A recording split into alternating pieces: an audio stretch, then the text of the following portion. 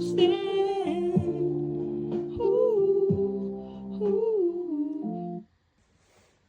Okay, so I've been blogging today as I sat down and reflected everything that's been weighing so heavy on me, and I started to write down. Something called me to record this video. So I finished writing it and I quickly sat down to record the video because this message is for someone, because so many things have gone wrong since trying to record this video, honestly. And I even thought about like doing my makeup, like just doing too much. And I'm like, if I need to do all that, then you're not getting the point. So I'm gonna go ahead and read you guys my latest blog. And I don't really have a name for it just yet. And maybe you guys could help me with that down in the comments, and I'll pick the best one that I feel like goes with my blog. Here we go. It's the devil's work to question why people decide to remove their blindfolds and fully follow God. We are all on this journey of self-preservation, learning, growing, healing through it all. God is working. Maybe it's just not yet your time. But don't dare question someone's faith. You might as well question God's. I'm here because of him, through and through. He has seen the nights I spent wrestling with doubts, the days I pushed through when hope felt thin, the prayers I whispered when words failed me. I've always faced storms at nearly every obstacle in life, yet God has been my light and my victory. The potter to my clay, in his hands, molding me, breaking me down, even allowing me to mess up sometimes as a way of perfecting his craft. One minute I was truly in the dark, unsure whether to go up, down, left, right, or even spin in circles. The next, I was stepping boldly into this unknown power, into a new chapter of my life, glowing with purpose and divine alignment, where everything began unfolding around me. The doors I prayed to open are opening, not just any doors, but the ones I sensed in quiet moments of longing, doors I had been hitting, not to tease me, but to protect my sacred timing.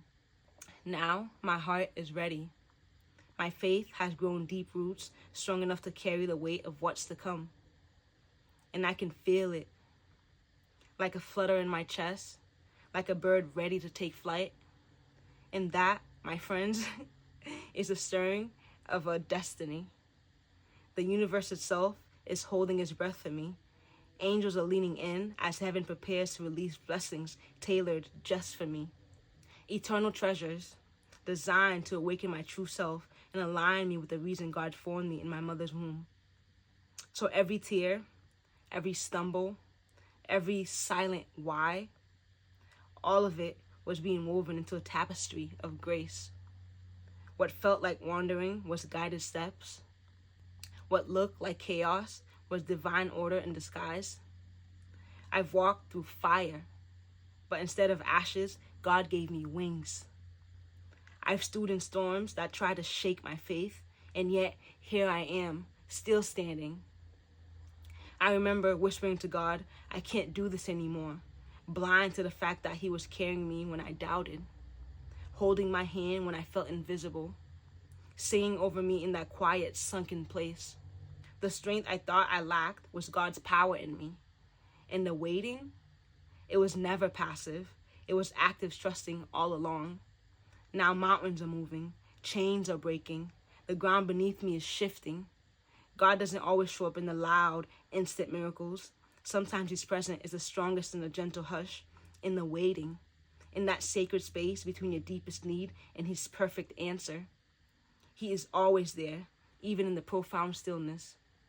So I've learned to slow down, not to rush my process, not to race my journey just to keep up with others. I've uncovered hidden beauty in becoming.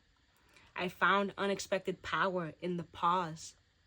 As a mom to a beautiful baby girl, when I see the way she looks up at me, smiling with pure joy and love that could fill an ocean, I realized the only option was to fix my storms. I once read a quote, "Never let your storm get your children wet," and I felt it at the bottom of my core. Because when I look back, I know I haven't always been the greatest person. I've lacked patience, quick to anger, quick to abandon, quick to isolate myself.